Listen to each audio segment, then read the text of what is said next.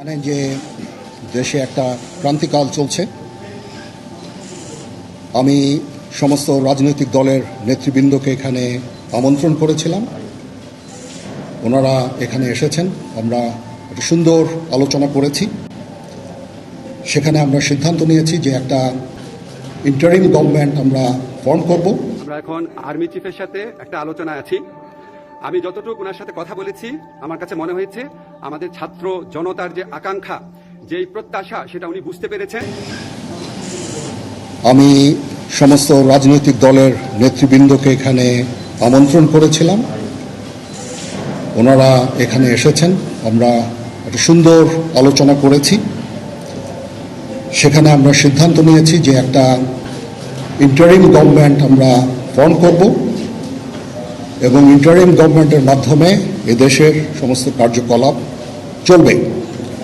আমরা এখন মহামান্য রাষ্ট্রপতির কাছে যাব যে এই ইন্টারিম গভর্নমেন্ট ফর্মের ব্যাপারে ওনার সাথে আলোচনা করে আমরা একটা ইন্টারিম গভর্নমেন্ট ফর্ম করে দেশ পরিচালনা করব। আমি আপনাদের কথা দিচ্ছি, সমস্ত হত্যা, সমস্ত অন্যায়ের বিচার আমরা করব। আপনারা সেনাবাহিনীর প্রতি আস্থা রাখেন, সশস্ত্র বাহিনীর প্রতি আস্থা রাখেন। আমি সমস্ত দায়িত্ব নিচ্ছি, আপনাদের জানমাল, এবং আপনাদেরকে আমি কথা দিচ্ছি যে আপনারা আশাহত হবেন না। ইনশাল্লাহ আপনাদের যত দাবি আছে সেই দাবিগুলো আমরা পূরণ করব এবং দেশে একটা শান্তি শৃঙ্খলা ফিরিয়ে নিয়ে আসব। আপনারা আমার সাথে সহযোগিতা করেন। দয়া করে আর এই ভাঙচুর, হত্যা, মারামারি, সংঘর্ষ এগুলো থেকে বিরত হন।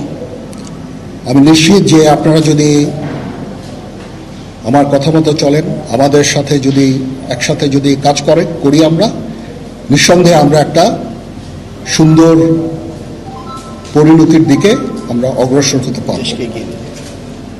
আপনারা দয়া করে আমাকে সাহায্য করেন। মারামারি করে এই সংঘাতের মাধ্যমে আমরা আর কিছু অ্যাচিভ করতে পারবো না, আর কিছু আমরা পাবো না। সুতরাং দয়া করে আপনারা সমস্ত ধ্বংসযজ্ঞ, সমস্ত অরাজকতা, সমস্ত সংঘর্ষ থেকে বিরত হন এবং ইনশাআল্লাহ আমরা সবাই মিলে একটা সুন্দর ভবিষ্যতের দিকে আমরা অগ্রসর হব। প্রতিটা হত্যার বিচার করা হবে, প্রতিটা অন্যায়ের বিচার হবে। আমরা আজকে সুন্দরভাবে কথা বলেছি। সমস্ত দলের প্রধান দলের নেতারা এখানে উপস্থিত ছিলেন। আমি ওনাদের ইনভাইট করেছিলাম এখানে। ওনারা ভেরি নাইস অফ দেম যে ওনারা এসেছেন, অ্যান্ড আমরা একটা সুন্দর আলোচনা করেছি এবং এই আলোচনাটা ফলপ্রসূ হবে বলে আমি মনে করছি এবং আমরা একটা সুন্দর একটা ইন্টারিম গভর্নমেন্ট ফর্ম করে আমরা দেশ পরিচালনা করব। মাননীয় প্রধানমন্ত্রী পদত্যাগ করেছেন এবং এখন একটা ইন্টারিম গভর্নমেন্ট ফর্ম করে আমরা আমাদের কার্যক্রম পরিচালনা করব। আপনারা একটু ধৈর্য ধরেন, আমাদেরকে কিছু সময় দেন। ইনশাআল্লাহ আমরা সবাই মিলে সমস্ত সমস্যার সমাধান করতে সক্ষম হব।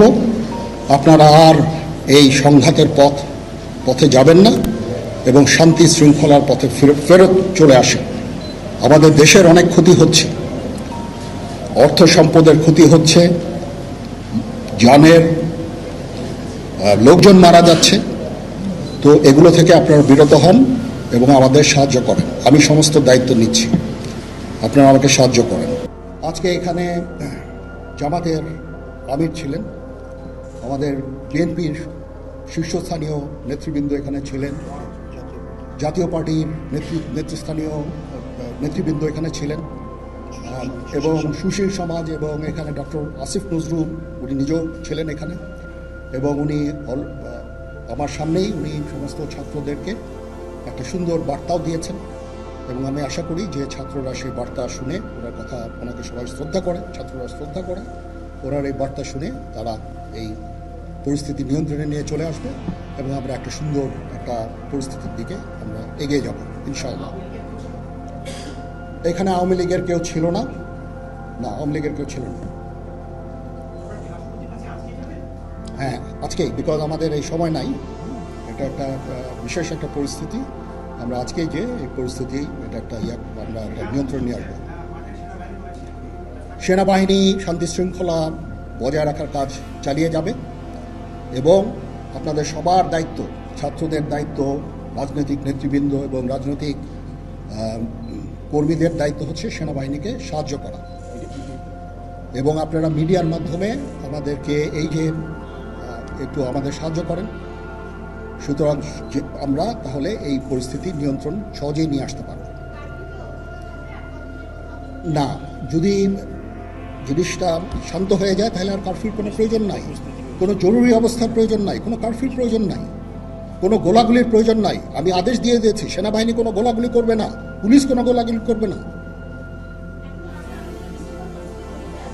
আমি আশা করছি যে আমার এই বক্তব্যের পরে পরিস্থিতি উন্নতি হবে, আমরা একটা সুন্দর পরিবেশের দিকে যাচ্ছি। আমরা এটা না, আমি আজকে রাতের মধ্যে একটা আমরা সলিউশনে যাওয়ার চেষ্টা করবো, বাট আমাদের হয়তো 2-1 দিন সময় দিতে হবে। এটা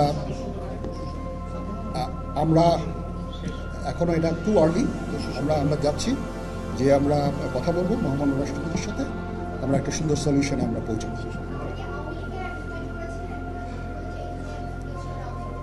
পরিস্থিতি ছিল খুব কম, সময় খুব কম ছিল। আমি যাদেরকে পেয়েছি অনেককেই আমি বলেছি, সবাই, বাট প্রধান রাজনৈতিক দলের সমস্ত নেতৃস্থানীয় নেতৃবৃন্দরা এখানে ছিলেন, তাদের সাথে আমি কথা বলেছি এবং ওনারা সবাই আমাদের এই প্রস্তাবে, এই যে আমরা যে আলোচনা করছি, সবাই এটাতে রাজি হয়েছে।